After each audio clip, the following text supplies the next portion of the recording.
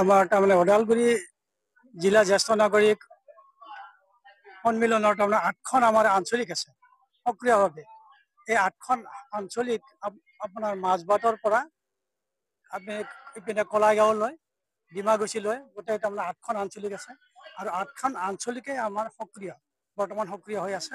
আৰু তেওঁলোকে আজি যিখিনি উপস্থিতি আমাক বেছি আহ্লাদিত কৰিছে আৰু আমি উৎসাহিত হৈছোঁ। আৰু আমাৰ যিখিনি সমস্যা ভৱিষ্যত এই আমাৰ সমস্যাসমূহ আমি ৰাজ্যিক সমিতিলৈ আমি প্ৰেৰণ কৰিছোঁ আৰু তেওঁলোকে ৰাজ্যিকেও ইতিমধ্যে চৰকাৰৰ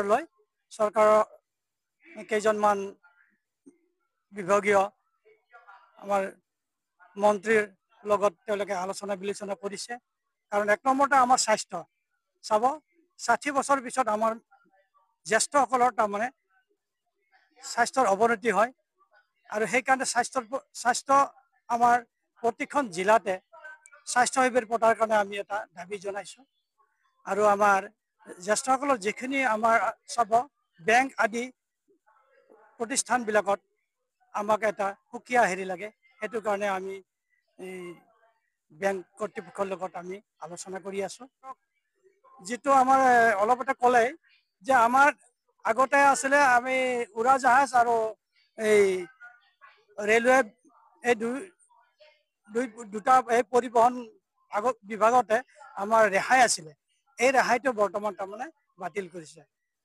পুনৰ সেই ৰেহাইটো পুনৰ যেন আমাক দিয়ে সুবিধাৰ কণ দিয়ে তাৰ বাবে আমি এই আমাৰ ৰাজ্যিক সমিতিলৈ আমি প্ৰস্তাৱ প্ৰেৰণ কৰিছোঁ। এইখিনি মই ক'ব লগা আৰু আমি এই আপোনালোকৰ চেনেল থ্ৰু দি অৰ্থাৎ সংবাদ মাধ্যমৰ দ্বাৰাই যেন তেওঁলোকে অৱগত হয় আমাৰ এই সমস্যাসমূহ। এইখিনি আমি তাৰমানে অলপতে আমি 1/10/2024 তাৰিখে আমি জ্যেষ্ঠ নাগৰিক দিৱস পাতিছিলোঁ। তাতে এই বিষয়ে আমি আলোচনা কৰিছিলোঁ। আমি ডিমাগুচি বৰঙাজুলি শ্ৰীমন্ত শংকৰদেৱ সত্ৰত আমি জ্যেষ্ঠ ফালৰ পৰা আমি 4গৰাকী আমন্ত্ৰণ কৰিছিলোঁ আৰু কনিষ্ঠ সকলৰ পৰা আমি ডিমাকুছিৰ ছাত্ৰ সন্থান আছিলে, তাৰপিছত ডিমাকুছিৰ বেংগলী ছাত্ৰ সন্থা আছিলে আৰু আদিবাসী ছাত্ৰ সন্থা আছিলে, নেপালী ছাত্ৰ সন্থা আছিলে আৰু কোচ ৰাজবংশীৰ ছাত্ৰ সন্থা আছিলে। এইসকলক আমি মাতি আমাৰ মাজৰ যিখিনি ব্যৱধান এইখিনি যেন আমাৰ অসুবিধাবিলাক তেওঁলোকে যেন সহযোগ কৰে আৰু তেওঁলোকে যে সহায় সহযোগ কৰে আমাৰ এই আমাৰ 60 বছৰ পিছত। কাৰণ আমাৰ বহুতো সমস্যা আছে। আপুনি যিহেতু ক'লে যে আমাৰ ঘৰৰ পৰা ওলাই দিয়ে, আমাক এই বিভিন্ন অত্যাচাৰ কৰে, এইসমূহ দূৰীকৰণৰ কাৰণে এই এটা আলোচনা চক্ৰ আমি আহ্বান কৰিছিলোঁ। তাতে আমি তেওঁলোকেও আমাক আমাৰ লগত জ্যেষ্ঠসকলৰ লগত সহায়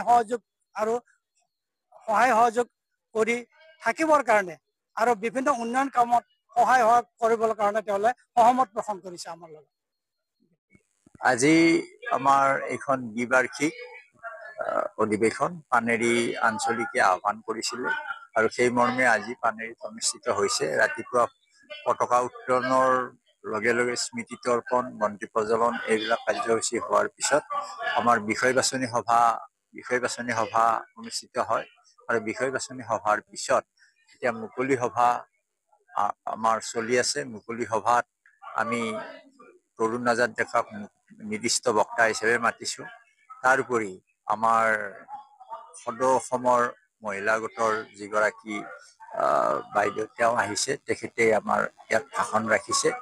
নিৰ্দিষ্ট বক্তাই সুন্দৰ ভাষণ ৰাখিছে আৰু আজি আমি এটা এইকাৰণে গৌৰৱ কৰিব পাৰোঁ যে ওদালগুৰি জিলা জ্যেষ্ঠ নাগৰিক সন্মিলনৰ যথেষ্ট সংখ্যক প্ৰতিনিধি আজি ইয়াত উপস্থিত আছে আৰু তেওঁলোকে সহৃদয়তাৰে আহি আজিৰ দিনটো থাকি আমাৰ এই অনুষ্ঠানটিৰ সুস্থ বৃদ্ধি কৰিছে আৰু এই চেগতে মই তেখেতসকলকো ধন্যবাদ জনাইছোঁ।